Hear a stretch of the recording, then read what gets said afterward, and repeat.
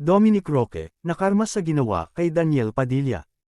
Rumiresback ngayon ang mga tagahanga ng aktor na si Daniel Padilla kay Dominic Roque, matapos makumpirma na wala ng kasalan na magaganap sa pagitan nila ni Bea Alonzo.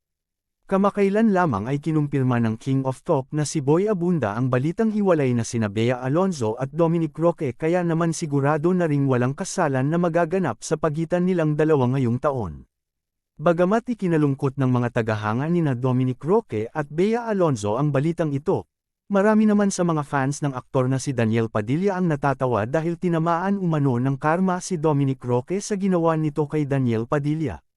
Matatandaan na sa isang panayam kay Dominic Roque, nang ma-corner siya ng mga press people kung saan naitanong sa kanya ang ilang mga detalye sa kasal nila ni Bea Alonzo. Dito, naisiwalat ni Dominic Roque na sinisimulan na nila ni Bea Alonzo ang pagpaplano ng kanilang kasal. Ibinahagi pa noon ni Dominic kung sino-sino ang makakasama niya sa entourage. Kaagad pang isiniwalat ni Dominic Roque na hindi kasama sa invited guest nila ang aktor na si Daniel Padilla dahil hindi na umano sila nagkakausap.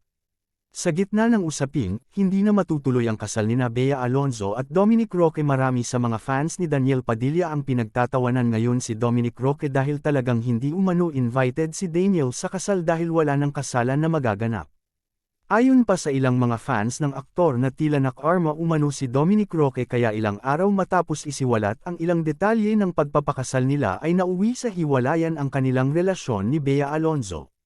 May mga nagsasabi pa na tila pina-power trip umano ni Dominic Roque si Daniel Padilla, lalo na sa ngayon na nakakatanggap ng labis na pambabatikos ang aktor dahil sa hiwalayan nila ni Catherine Bernardo.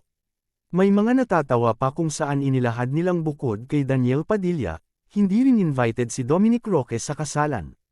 Sa kabilang banda, hanggang ngayon ay hindi pa rin nililinaw ng mga sources na nagsasabing hiwalay na ang dalawa ang totoong dahilan kung bakit tinapos nila ang kanilang relasyon na tumagal rin ng maraming taon.